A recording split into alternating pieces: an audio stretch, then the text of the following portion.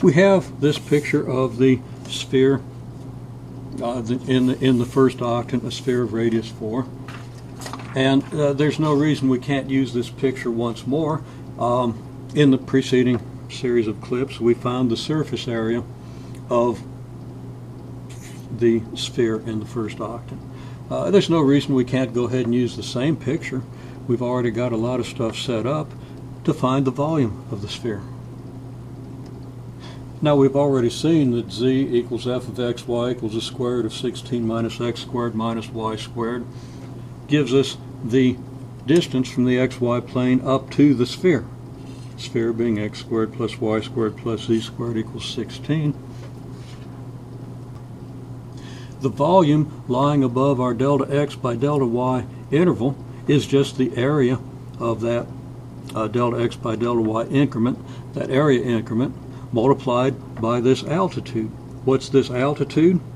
It's just the value of the function. 16 minus the square root of 16 minus x squared minus y squared, evaluated at our sample point x sub I star, y sub j star. So the volume of a delta x by delta y, the volume corresponding, or the volume above a delta x by delta y area increment down here in the plane, is nothing but the area of that increment multiplied by this altitude, and this altitude is just our z value, where this function is evaluated at the xi star yj star sample point. So what can we say? We can say that the contribution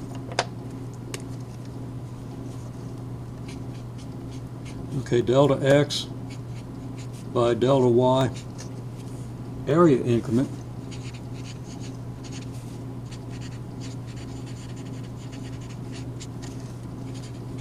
at point xi star yj star corresponds to volume contribution delta Vij equals, just debating about whether to write this. Okay, I'm going to write this as f of xi star yj star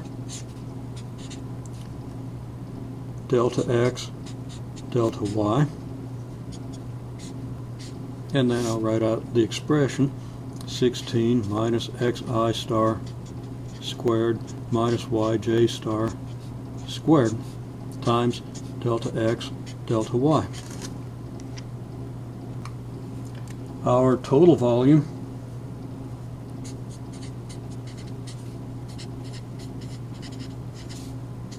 is the sum of our Vij's, and that's going to be the sum from, let's say, I equals 1 to n,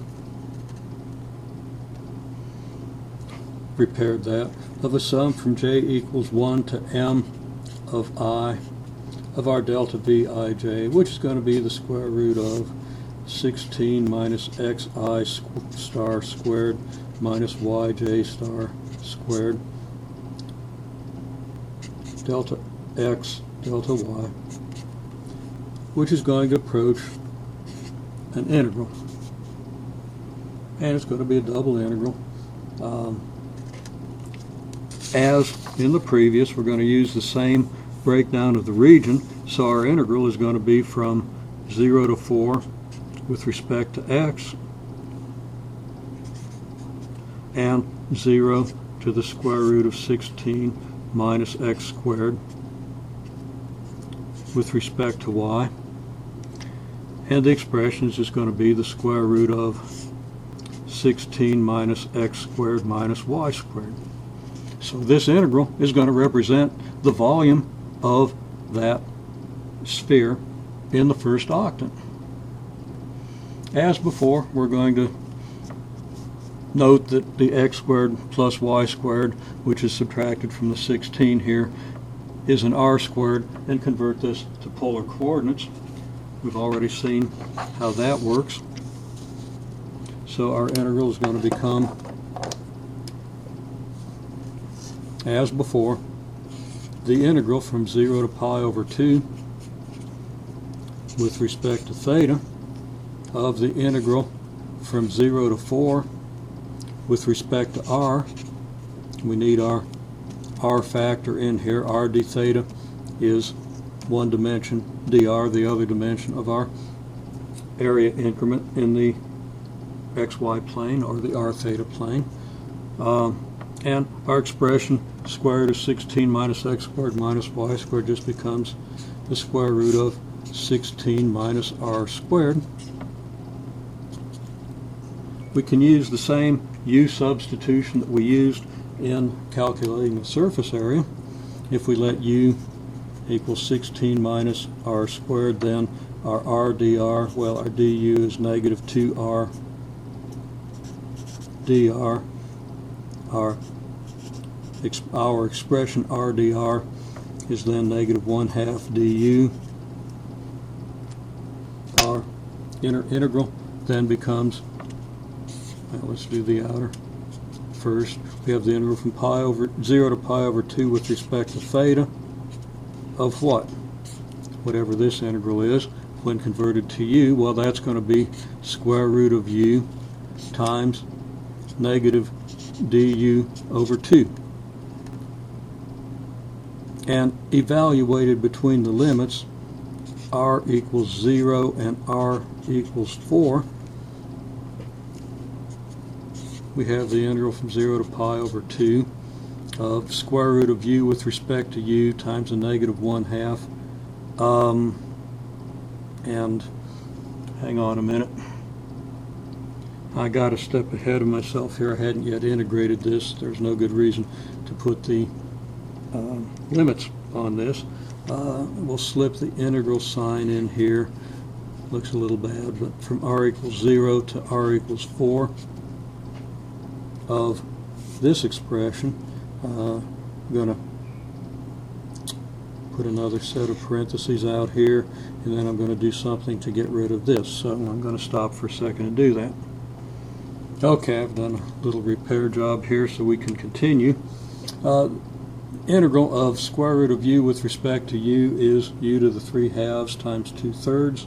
So what we have is 2/3 u to the 3/2 times negative 2, which is going to be negative 1/3 u to the 3/2. So we have negative u to the 3/2 over 3. Now evaluated between r equals 0. No way to rescue that.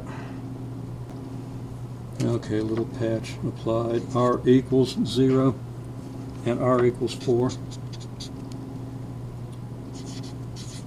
With respect to theta, that's going to be the integral from 0 to pi over 2 of what? U was 16 minus r squared. Let's bring the negative 1/3 at least out to here. So we have the quantity 16 minus r squared to the 3/2 evaluated between r equals 0 and r equals 4. Then with respect to theta, when r equals 4, this is 0. When r equals 0, this is 16 to the 3/2. We're going to have the upper limit minus the lower limit, which will take care of our negative sign. And we're going to then end up with the integral from 0 to pi over 2 of what? We'll have the 1/3 from here, and we'll have 16 to the 3/2 d theta. 16 to the 3/2 is, well, 16 to the 1/2 to the 3rd power is 4 to the 3rd power, so that's 64. Just a constant, so it comes out here, so we have 64/3 times the integral from 0 to pi over 2 d theta. That integral, again, antiderivative is theta, so the integral from 0 to pi over 2 d theta is just pi over 2 minus 0, which is pi over 2. so that our final result is 64 thirds times pi over 2, which can then be reduced so that our volume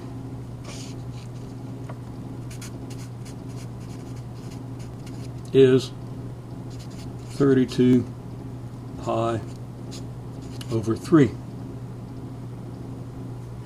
Now I have room to slip in the formula that everybody should know, that the sphere volume is 4/3 pi r cubed. So if r equals 4, that gives us a volume. Well, r cubed is 64. 4 times that's 256 over 3 times pi. 1/8 of 256 is 32, so that this result completely agrees with this volume formula. And also, as I mentioned previously, if we change our radius 4 to, say, radius A, we don't want to use r for the radius because we're integrating with respect to r. If we change our radius to A, the 16 will change to an A squared, and the integral will come out 200. This integral would come out 1/8 of 256 pi over 3.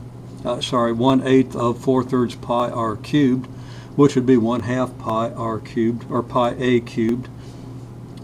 Again, if we change the radius to A, we're going to get 1/8 of this, except our r is going to become an A. We're going to get 1/8 of 4/3 pi a cubed. So we can use this whole picture, this whole integral, everything that we've done here, to find the formula for the volume of the sphere. If you're fortunate enough to have wondered where this formula 4/3 pi r cubed comes from, how this formula could be derived, if you've been curious about that for some time, then this is kind of a very neat result.